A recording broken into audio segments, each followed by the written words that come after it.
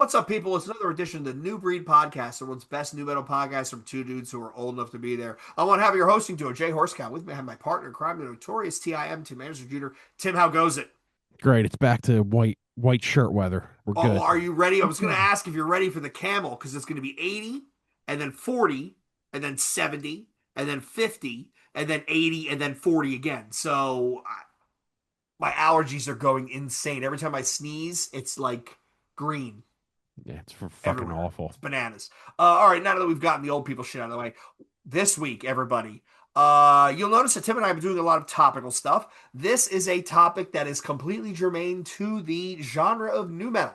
And what we are talking about is everybody's favorite late 90s retailer, Hot Topic. We're going to talk about the history of Hot Topic, which, believe it or not, was formed in 1988. Totally bananas. Hot Topic, the history, its influence on youth subculture, its influence on mainstream music and fashion, and then where it sits today, because I'm pretty sure they are still around. So, Tim, what are some of your earliest Hot Topic memories? Dude, going in and they would have like the 10 CDs up there that you could check out. There were new Mm-hmm. releases. Put the headphones on and just go through all of them. That was the best. Me, I love listening to stuff that you didn't hear. Then you can buy it because then you know it's good. right, right. Whereas now we get lazy, we just use Spotify and whatever. I just remember walking by this. I remember going into the store and they always had my music on and that wall of t-shirts. Hmm. That wall of t-shirts all the way up to the ceiling. Like it was, you want to talk about a merch mall, it was something else. Yeah, they have one in Christiana Mall in Delaware still. It's pretty big. But it's like you go in there and like the fucking people that work there have like a tackle box on their face and Yeah, it's it's different scene. It's different scene. So this Hot Topic started in Southern California, no surprise. And it was a mini startup in a shopping mall, and it became a the term I found was multi-billion-dollar cultural hegemon. There you go, everybody. You got your 10-point words out of the way, which formed one of the most important and impressive collisions of retail and music subculture, right in one. And what they've accomplished, I don't think anybody has even come remotely close since. Like I said, it was formed in 1988 by Orv Madden, and the genius in Hot Topic was it found a niche demographic, oh yeah. and it was the youth that were interested in punk, metal, goth, new metal, emo, all that stuff. It was a very unique subculture that they actually brought into mainstream culture by being in a mall, creating a retail outlet. The music was always loud, always blasting when you walk by. Much better than what was the place Abercrombie, which looked like all like everybody looked like Zac Efron and or Hollister, right? Where the smell, the cologne would just come out. It's like Jesus Christ, what are we doing here? It was a hell of a thing. It was a hell of a thing.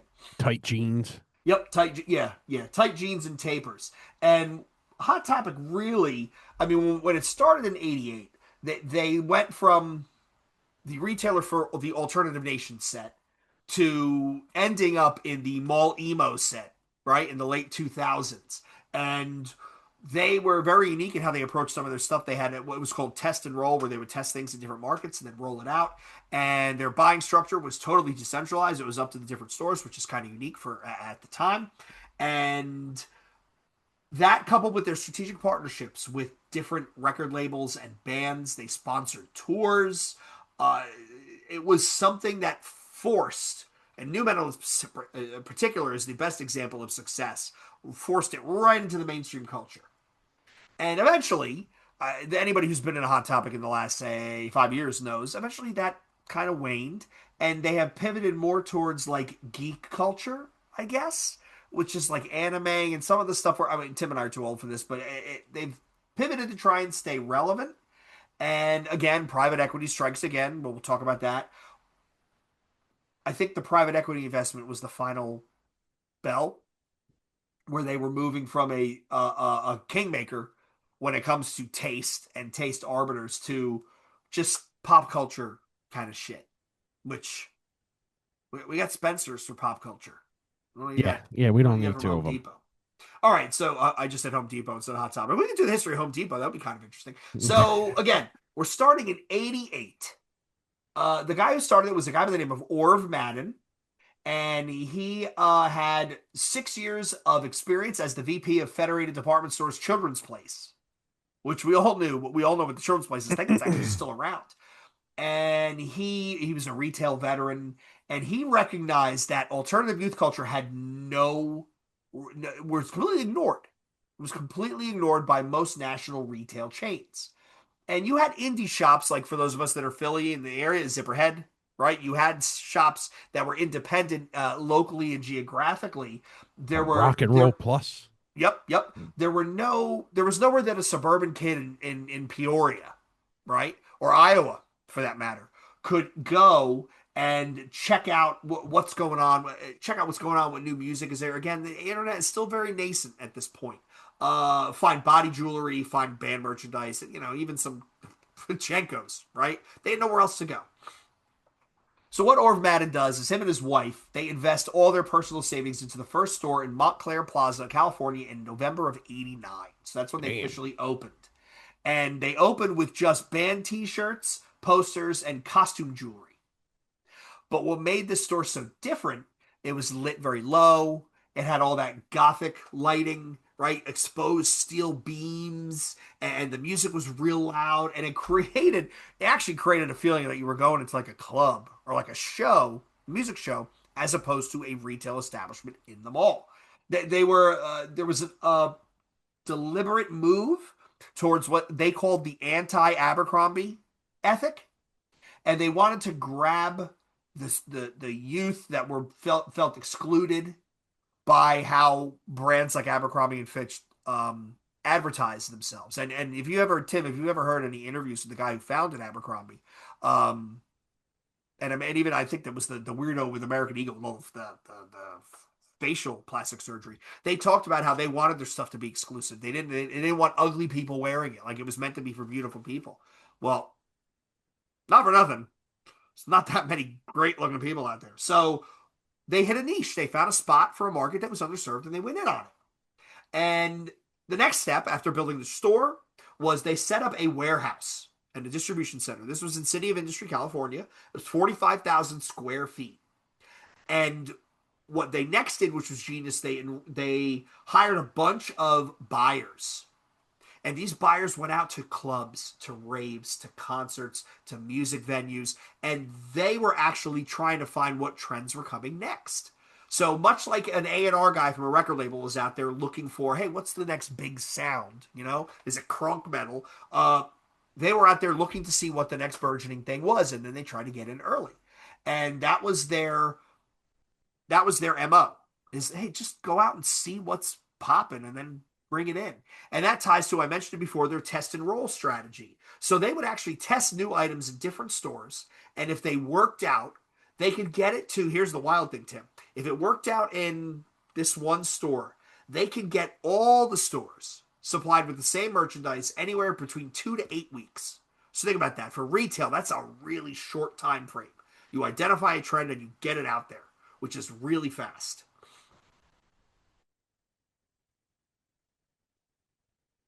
Oh, you You think about, froze. am I back? You're good. Okay. Hold on. Hold on. Make sure I don't have anything running in the background. Please hold. Please enjoy the music while your party is reached. By the way, I found some guy, Numetal adjacent, Tim, this conversation I'm about to have.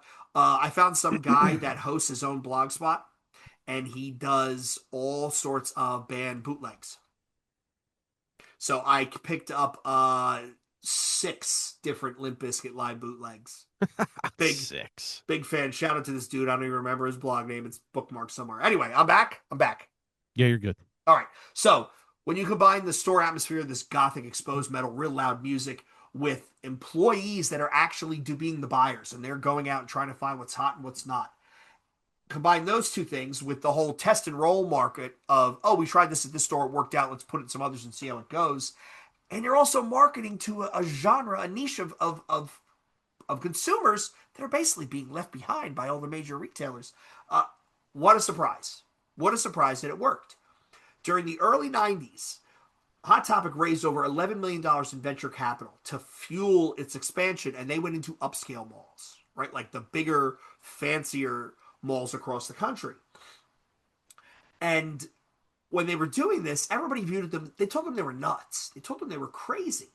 Because industry analysts at the time said that, that alternative shit, it's a flash in the pan, it's not going to last. Now, why would you keep it around?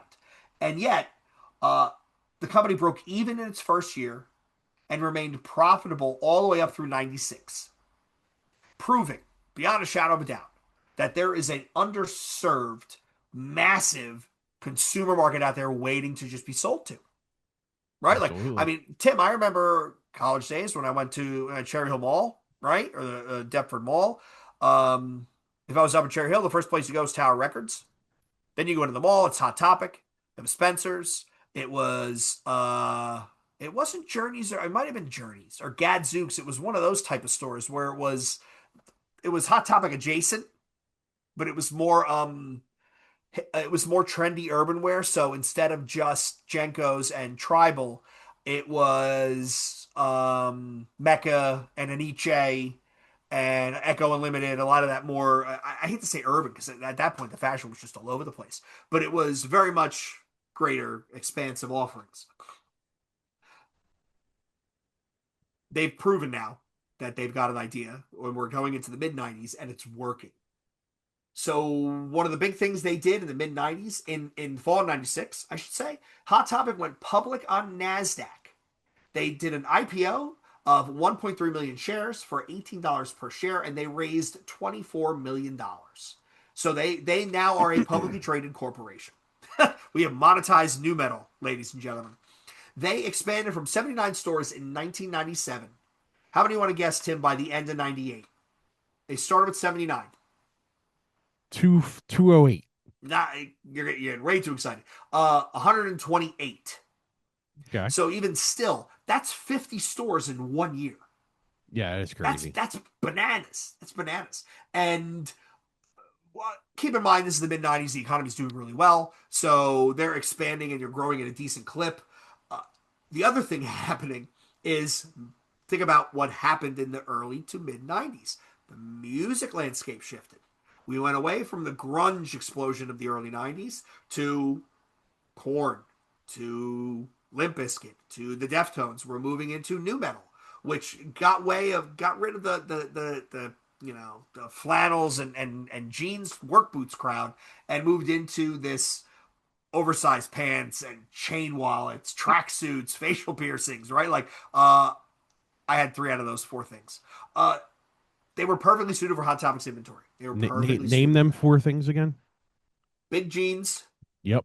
chain wallet, Yep. tracksuit, No. facial piercing. Yep.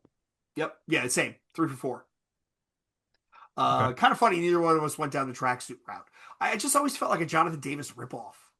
I wear Adidas pants to the gym. They're the best. But other than that, nope. I remember for me a turning point realizing that this shit is big is there was a kind of like not like a it wasn't Lucky Brand in the sense that it was Lucky exclusive jeans, but there was like this jean store in the one mall near me. And they had a whole bunch of jeans, but they also had like Lee's and Levi's, and they had these giant jean shorts. And I saw a whole rack of Adidas jerseys, all the colors black, orange, red, blue, green. And I thought to myself, that shit's going to be huge. And this had to be 90, this is the summer of 96. Hmm. And I'm like, man, this shit is, when you see the normies wearing it, you're like, yo, this is blowing up. Yeah, It's well, it's blowing up. super comfortable. I'll tell you that Yeah. much. Oh, yeah. My brother still has our OG Adidas jerseys. He has Guzzy has my brother's OG Adidas tracksuit jacket. Damn. My brother left it in Them. my apartment, and Guzzy. What's scarier, the fact that he still got it, or the fact that he still wears it, or the fact that it fits? Well, he's a small dude. That's the funny thing. The fact that it still fits. Time. Hold on, people. Here's cheers to our sponsor, cigar company, Cigar City Brewing Highlight. Cheers.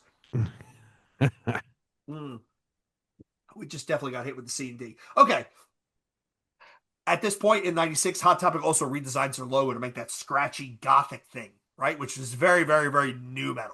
Right? That's where they're really leaning into that whole era.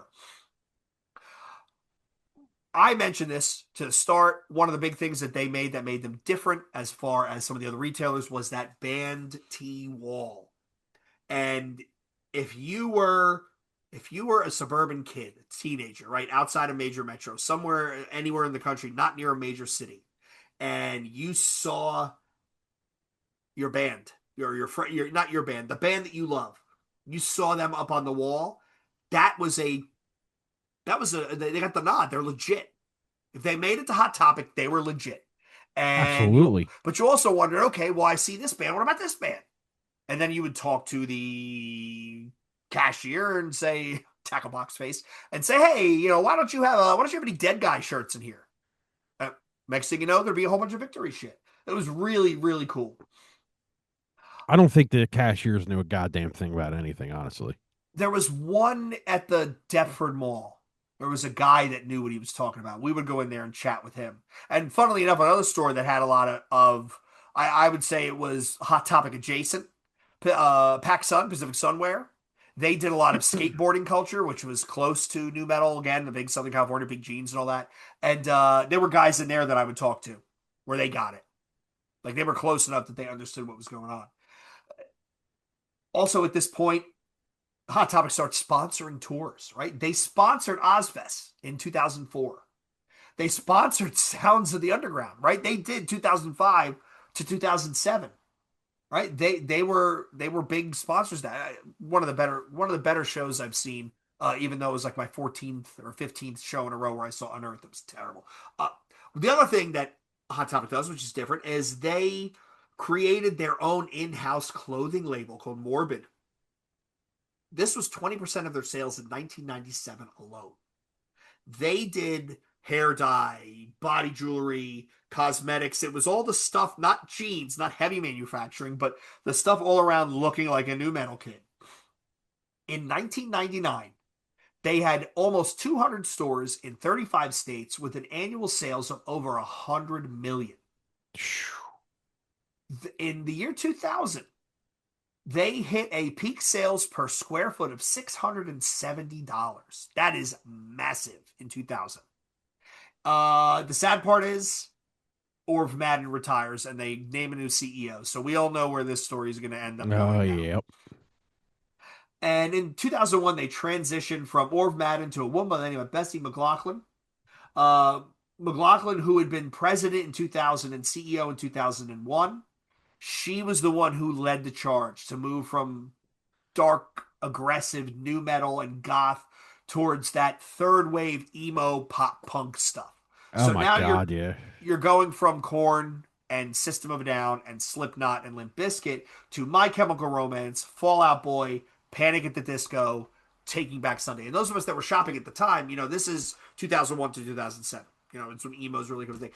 It really was kind of shocking. Not shocking, but you got the sense like, oh, That's when your like spiked belts came in and your studded uh-huh. belts and Well, yeah. that was where your skinny jeans with the studded belt and Chuck Taylors. That became the outfit that everybody wore. That for an entire generation, that was the cool clothes that they thought were cool. I still have a stud belt upstairs. Ugh. I still have one. I should probably break it out. I'll bring it out at the wedding. There we go. Um, And the shirts had a fucking graphic on it that was the entire shirt. Oh, I hate them Oh, things. giant. We could do a whole, you know what? We should do an episode on merch trends, band merch trends. There was the trend of ringer tees. There was the trend of pastels. There was the trend of fluorescence. There was that Ugh. trend of, I always think of, I want to say like Animosity, those type of bands, All Shall Perish, where the print was from the Oh, I neck to the hate that. stomach, and it was the entire shirt, and it was giant and like graffiti. That was a thing. That was the thing. Oh, the worst. Hot Topic. So Hot Topic actually contributed to, if not created, the concept of mall emo, which is what everybody, the critics and fans of the store were using to describe that genre that was more radio friendly, kind of polished, some mall culture, right? Fit mall culture. And Hot Topic at this point isn't just selling you the clothes and the music; it's giving you a platform to find new music that labels and stations they were slow to get new songs on the radio. They Hot Topic was moving. Cheers. Sip Mm-mm-mm. break. A lot of talking for me. I don't shut up. Tim, now we're going to talk a little bit about how retail and record labels work together, because this is one of Hot Topic's keys to their success. The back in '96, Fueled by Ramen Records starts. They saw that their artists were getting more success and more visible due to being placed in a Hot Topic store. For example, Panic at the Disco quadruple platinum their debut album, A Fever You Can't Sweat Out.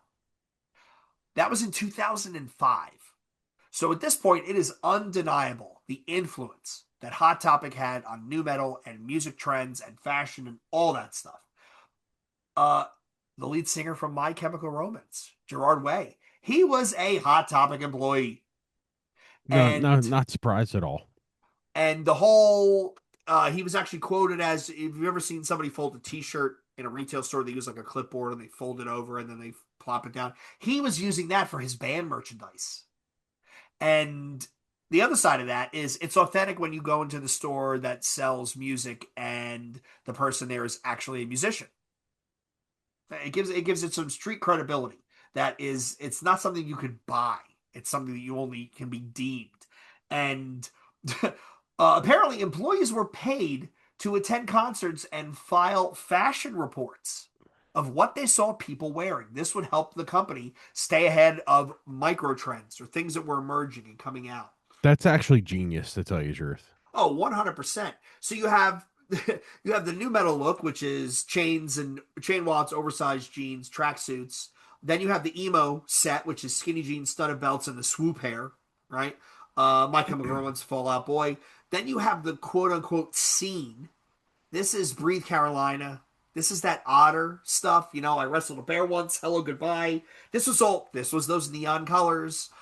Coontail extensions. God, do you remember those things? Ugh. Yeah, terrible. And lastly, you had that goth stuff that they also catered to. This is spikes and corsets, the Victorian stuff, The Cure, Marilyn Manson, all that industrial music. We hit 2005, Tim. Hot Topic sales reached 725 million a year with over 660 stores. The store at this point, Hot Topic launches Torrid in 2001, which was plus size alternative fashion. Which again, if you think about it, think about their genesis. They found a market niche that was ignored, and they tailored it. Was there anyone doing plus size alternative fashion in 2001? No. So they found another small piece that they can dig into. However, by the mid 2000s, this is where stuff starts to get ugly and painful, because you're starting to enter market challenges. Alternative subcultures like mall goth and mall emo and nu metal and all that, they're fragmenting, and they're shifting towards actually an almost preppier look. God, I remember the popped collar years. God, Ugh. but also with the rise of Napster and digital music downloads, streaming, that this weakened that idea of I belong to this group of people who we only get our music at one place, or we only go one place to see shows, or we all dress alike. That kind of crushed all that. The discovery phase where you're trying to find new music, it moved from going to the mall to online platforms. The first of which, to be honest, is MySpace. Everybody found a band through MySpace. Tim, name one great band you found through MySpace. I Just one. think I think the obvious one is Suicide Silence, All Shall Perish, shit like that. Okay. When I asked that question, the first thing that popped in my head, Your Demise. There you I go. found Your Demise through MySpace. Hot Topic themselves tried to launch their own music site, social networking site, online retailer. They called it Shockhound. Most people forgot about this. It launched in 2008, and it was meant to be the online equivalent of what the store was like when you walked in. It really couldn't compete. It really, really struggled, and it shut down in March 2011. At this point, the company's same store sales, it dropped 4.5% in 2007, 6.6% in 2006. So at this point, you've lost 11% in 2 years of your same store sales. This This kind of sounds like the downfall of nu metal at the same time.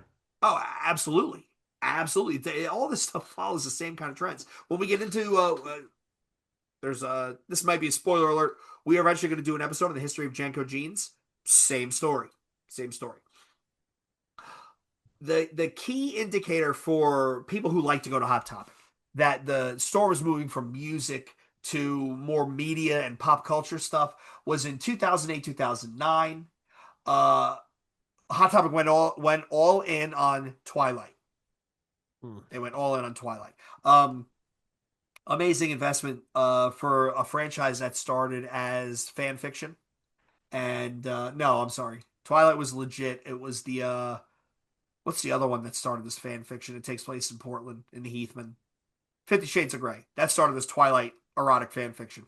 Uh, and she always looks like she has heartburn. Did you ever notice that she always looks like she's about to burp and it doesn't taste good? But whatever. But whatever. Uh, this helped Hot Topic, so leading all out in Twilight, helped them get their largest full year revenue ever in 2009, 761 million, over $761 million In 2009? in 2009. Wow. So what this tells the company is the future is in capitalizing on what's big in the broad pop culture ecosystem, and niche music is not, it's had its day. The company at this point starts remodeling all their stores. Jesus. Uh Drink another neutral one. Yeah, neutral colors, less gothic, less dark and loud, and less exposed rafters. By 2007, band t-shirts were 40% of revenue, but the growth of the store was driven by anime, movies, video game merchandise. So they're still doing that little bit of fan service, but not enough to make it seem like this is the future for the company.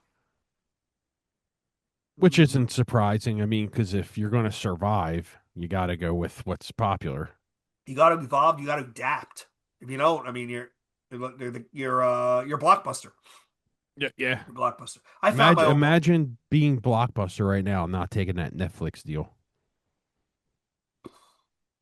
I don't. That somebody definitely sits at home in their basement at night with a giant bottle of scotch and just stews, just just stews, right? Um, Now we're gonna go into the 2010s. So 2011, we'll go 2011 to present. Betsy McLaughlin, the old CEO, she departs in 2011, and it was replaced by a woman named Lisa Harper, who was the former CEO of Gymboree. Definitely adjacent to Hot Topic, but she was a board Oh member, yeah. if that's any consolation. Under Harper, they doubled down on geek culture and pop culture stuff, fandom based merchandise, sorry, any merchandise that sells to a particular fan group. This is all your weird, and I say this lovingly because I am one geeks and nerds and all that sort of odd stuff. In June 2013, Hot Topic is acquired by Sycamore Partners, which is a private equity firm. Private equity is the devil and evil, and they ruin every company they touch. But aside from that, they valued this deal at $600 million. And at that point, the company was taken private, ending their 17-year run on the public market. So private equity does what private equity does. Sycamore says, "Hey, you know what? Let's optimize Hot Topic and Torrid to focus on their position on their unique categories, their respective categories." In 2015, they launched this company called Box Lunch, which is a novelty gift store, which sold a lot of the same pop culture, honestly, crap as Hot Topic, but with a broader, more mainstream appeal. And the one difference was they had a charitable meal for a purchase model. So for every meal, every purchase you bought, funded a meal somewhere. I get it, but you're diluting the brand at this point. In order to survive what was going on with shopping malls, Hot Topic undergoes a significant attempted digital transformation. So they wait. This is terrifying that I know all this stuff, but IT nerds rejoice. They used MuleSoft to go to a cloud-based software as a service solution. So they got out of the old legacy system stuff and they migrate to MuleSoft. This was they called it their customer 360 approach. And what this allowed them to do is they could get at this point, right? Audience, their primary buyers, the people who buy their stuff, they're all tech savvy. They're internet natives at this point. Now they can go after those the cohort that consumes their media digitally instead of through traditional TV or traditional buying CDs. In 2021, however, here's things get interesting. They spin Torrent off into its own public offering, which I think probably demonstrates that that had staying power, that brand. What was the New York Stock Exchange symbol? It's always four letters, CURV. Considering they do plus size alternative clothes, curve, kind of witty, kind of witty. Not gonna lie. Yeah, Hot Topic, I like it. Hot Topic itself was sold by Sycamore back to their own management in 2020. But then again, in 2024, it was reacquired by Sycamore because they were trying to consolidate retail assets. So if you think about the three, four errors of Hot Topic, the first is the Madden era, right? With Orv Madden. This is alternative music accessories. This is when they have really profitable growth in the IPO. The McLaughlin era is emo, scene, Numetal. This is the peak mall influence. This is 2000 to 2011. 2011 to 16 is Lisa Harper. This is her going private, leaning into the pop culture fandom. They're taken private by Sycamore. And then 2016, the present, the president is by a guy by the name of Steve Rains. And this is a digital transformation multi-brand to hoo-ha. I think, Tim, we should probably talk about how like what their idea of the how Hot Topic acted as a cultural gatekeeper, for lack of a better term. And this is what allowed things to come into the zeitgeist in the suburbs. Teenagers who are hours away from a major urban music scene can now have the access to some of this music and clothes, excuse me, that they might have only seen every once in a while. And making that alternative world accessible to a larger fan base is what allowed them to grow. The when again when the band showed up on the t-shirt wall, this signaled to all these people in all these malls across the country that they were cool and they were important and they should be paid attention to. Again, them sponsoring Ozfest and even the Warp Tour didn't hurt at all either. And one of the things I forgot is they had a clipboard system where you could actually go and write the stuff that you wanted them to stock. And this allowed Hot Topic, they didn't have to listen to the radio, they didn't have to pay attention to MTV. They could stock the bands that a lot of, if everybody's coming in and requesting Slipknot in the live album, the album hasn't even dropped yet.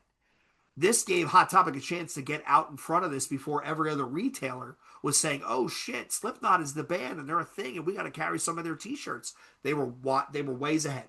They were way ahead. However, we'd be remiss if we didn't talk about the dark side to this, them being ahead of the curve.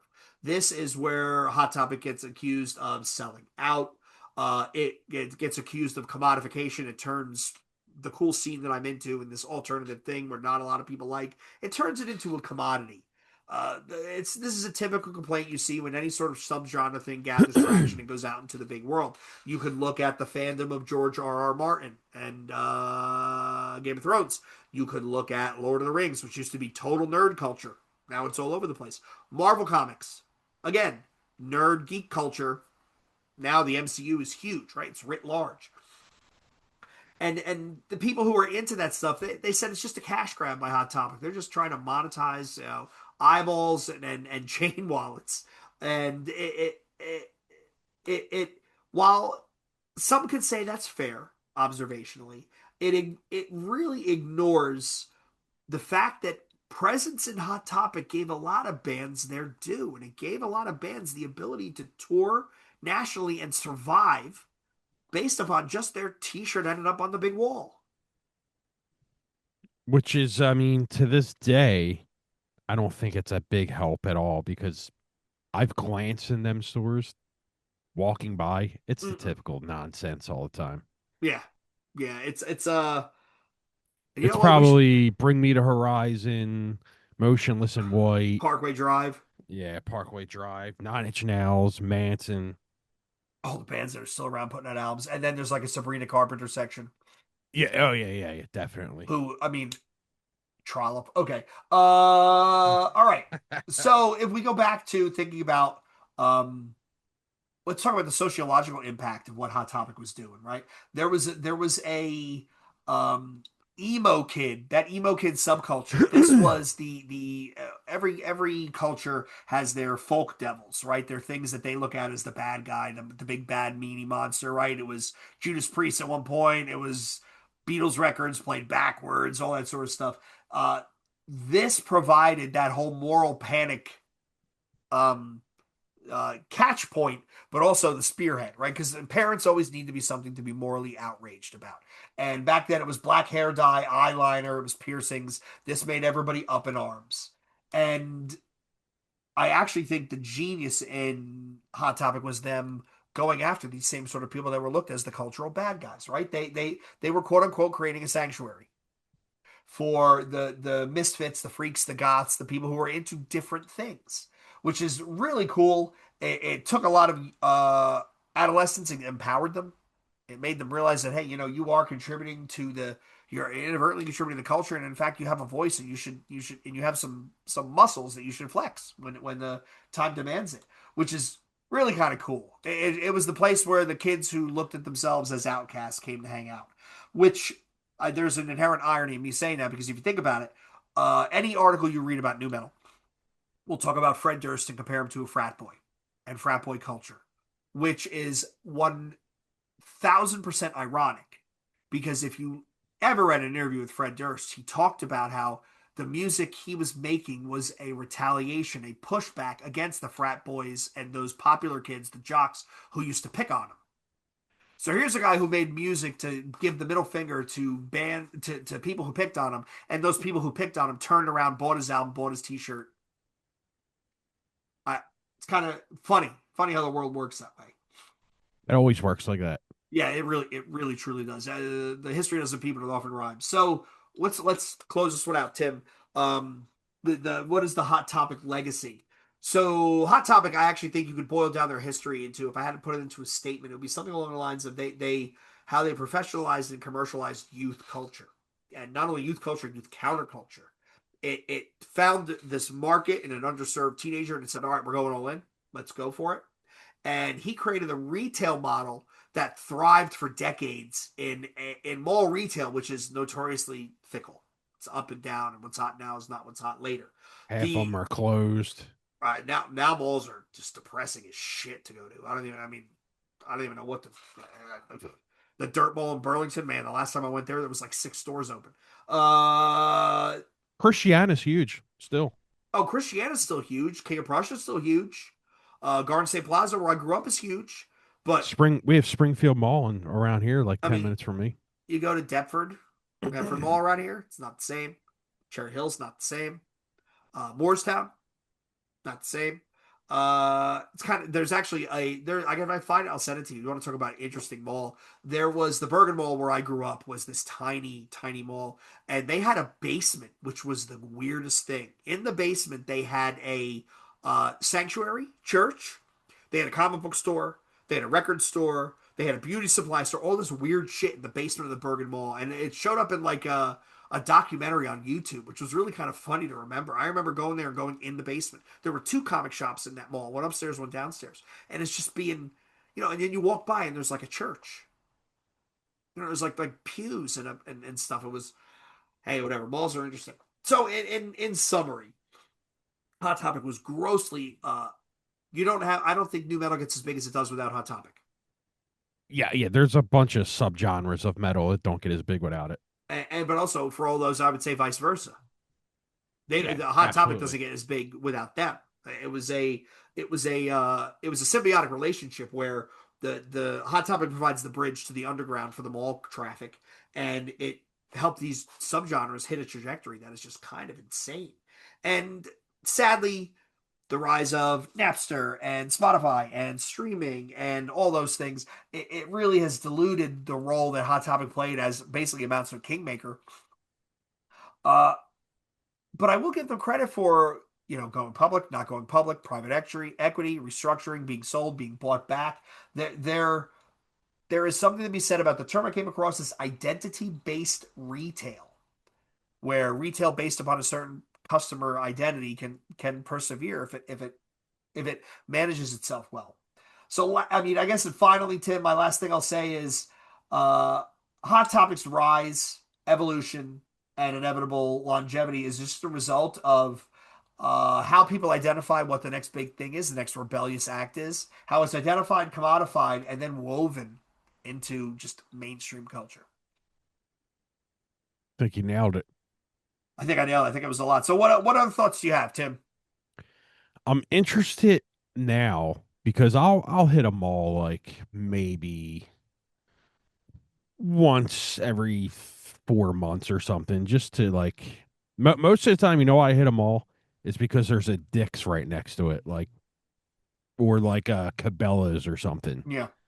and I'll go grab some like hoodies or something because whether you believe it or not, they have the best hoodies. Them two stores. Anyway, Um, yeah, I get it. I mean, Cabela's is the goat for that. the only time I ever go to one is if I go to a restaurant and it's Oh attached to the yeah, mall. It's like, hey, let's there you walk go. around and let's see what's still here. It's like, I'm gonna make it a point to go into a Hot Topic and see exactly how it's going in there because I guarantee you there's a tackle box fucking chick in there yep, yep. What t-shirts that's are you gonna see, Tim? 9 Inch Nails, Motley Crue. You'll still see some nonsense like Some that. irony. Manson, Yeah. Maiden shirts, shit like that. I could Yep. I could go for a new 9 Inch Nail shirt. I haven't had one of them in forever. I could grab one of them.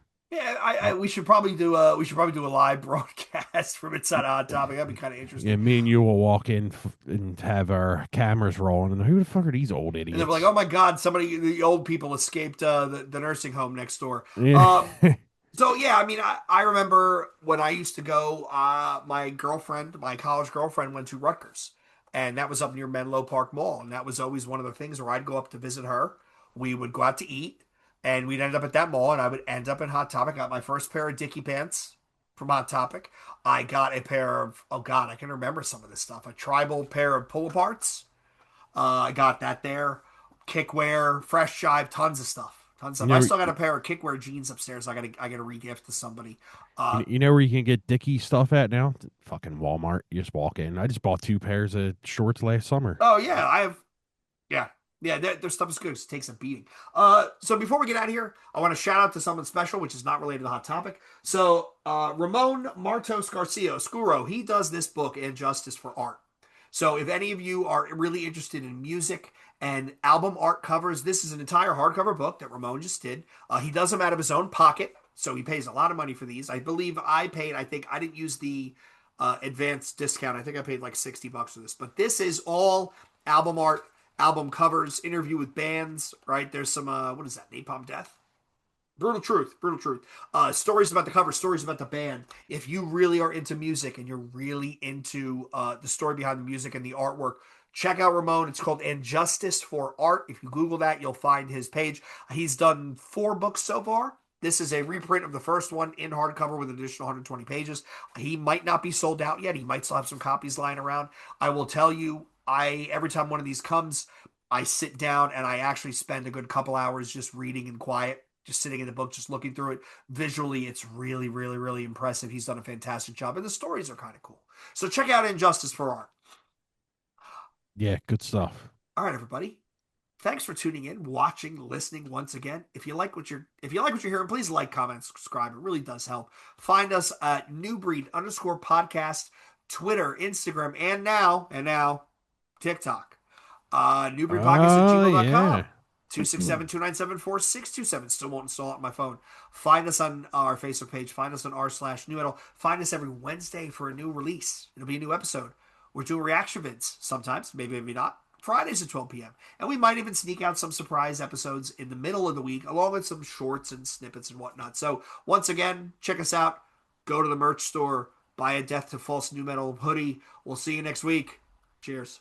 Later.